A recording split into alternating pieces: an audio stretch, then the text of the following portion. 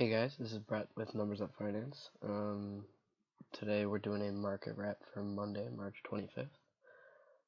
Usually we're looking at the SPY mini futures, that's /EX and TVIX. Usually we're checking out the daily charts. Today I have the weekly chart pulled up for you on /ES. Again, this is the future for SPY. So the weekly chart, I just wanted to take a look at some momentum on the MACD chart and the prices, how these have played out with some significant levels over the past couple weeks. On the weekly chart, each of these candlesticks is going to represent, a Monday to Friday, open to close. So today's video, real quick, we're just going to draw out a nice possible bullish case in the near term, or the bearish case that I see in the long term and likely this week as well. But just to be fair, I will play out both cases. So let's see here on the E-mini future for the SPY, checking out the weekly chart. From this top here at the high in October, before that 20% correction or crash, whatever you want to consider it, we will check out the momentum top on the weekly chart. Here is the bearish divergence that likely created this sell-off in the first place.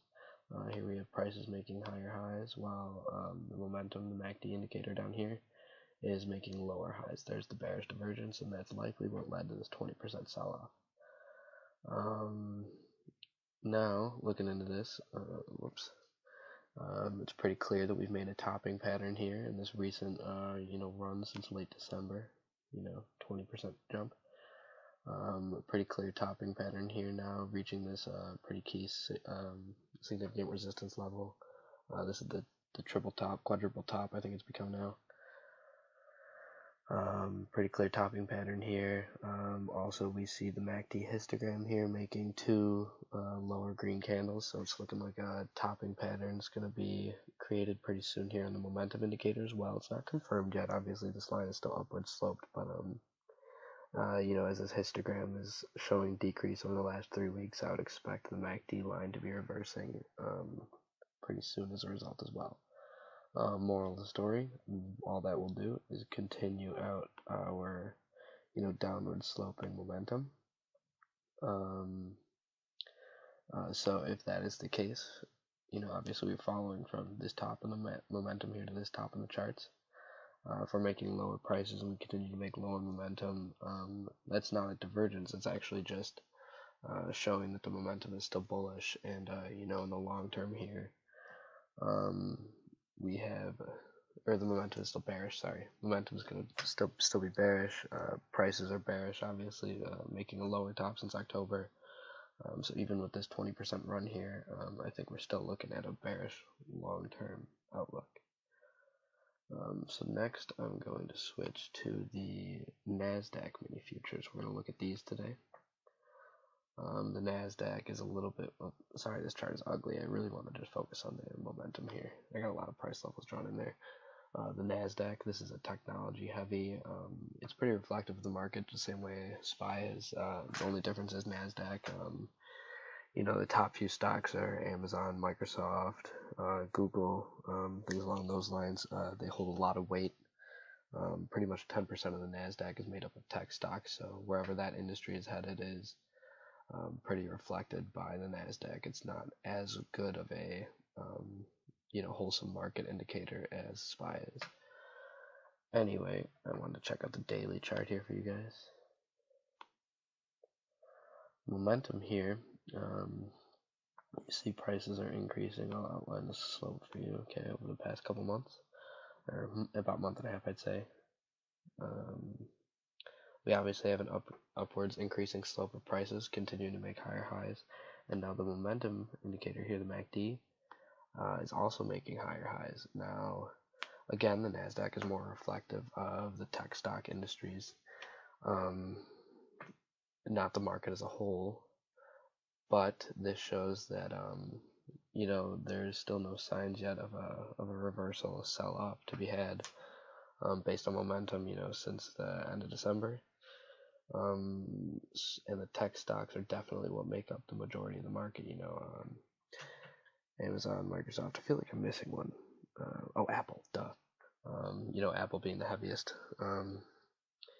As long as those are continuing to go up, we might see some, you know, support levels being hit that we're not going to be breaking on the SPY charts for as long as these tech industry stocks are increasing as well. So again, prices making higher highs, momentum also making higher highs. However, you know, any sell-off here in the Nasdaq in the future, that'll create a pretty big dip in momentum. And that'll just play out the divergence, the bearish divergence for the QQQ charts. So anyway, this is the only bullish case I can really find.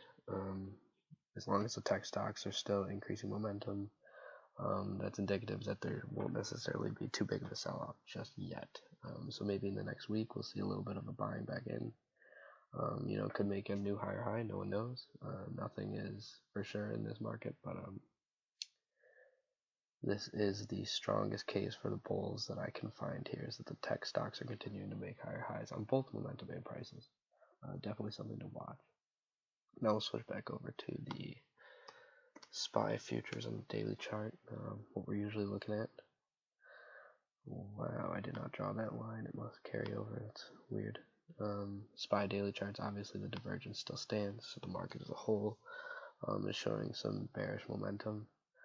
And again, you know, higher highs on price versus lower highs on momentum. That's your bearish divergence, indicating a bearish case. We're going to take a look at some of these significant price levels real quick on the SPY mini futures. We had a clear dip below on Friday, dip below this triple top level, you know, after we broke through it for about a week. And a close price is pretty significant. Closing below this triple top shows that we overtook that price level, and, you know, green day on Monday.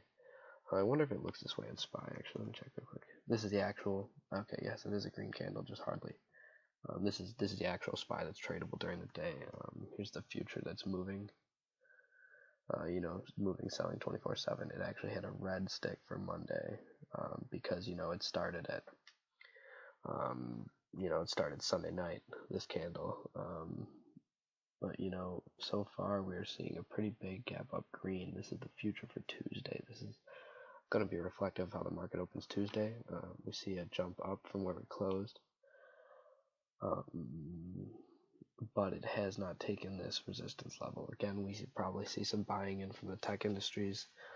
If we are to overcome this price level here, 28.19, it's just the triple top. If you want that to be reflective of SPY, if we overtake that price, there's potential to be, you know, maybe one more high that'll just continue out our divergence here in the MACD. But likely that'll be the last high push from the stock or tech industries. If we don't overtake this resistance level, then there's definitely room for a lot of selling in the future. Some support levels below are going to be this 180 and this 50-day SMA. Also keep in mind this cross here is going to be important. If the 50-day ever crosses through the 200-day, there's definitely potential for a lot of buying in. So those are some key things to look into for the bullish case. Lastly, we'll take a look at TVIX, the volatility indicator. Pretty flat day for TVIX on Monday. Actually a little bit red, but you know, the bullish divergence on the price, you know, from this high to, or pardon me, bullish divergence. You want to pay attention to the lows on price in MACD. So, you know, as prices have made lower lows, we're starting to make higher lows in the MACD. That's your bullish divergence there. So with volatility still seeming bullish, again, that's, to me, is an indicator for a future sell-off in the market. Definitely pay attention to those tech stocks, though. They wield a lot of market cap in the market, and thus they kind of can potentially dictate it, definitely more so than other industries like you know, retail or staples or oil, natural gas, stuff like that. As long as the tech stocks are still booming, the market definitely does have a chance to buy back into. But again, most signs are pointing bearish. So hope this video helped. If you guys liked it, drop a like, subscribe, comment. That helps us out and lets us know we should keep making these videos. Get your numbers up.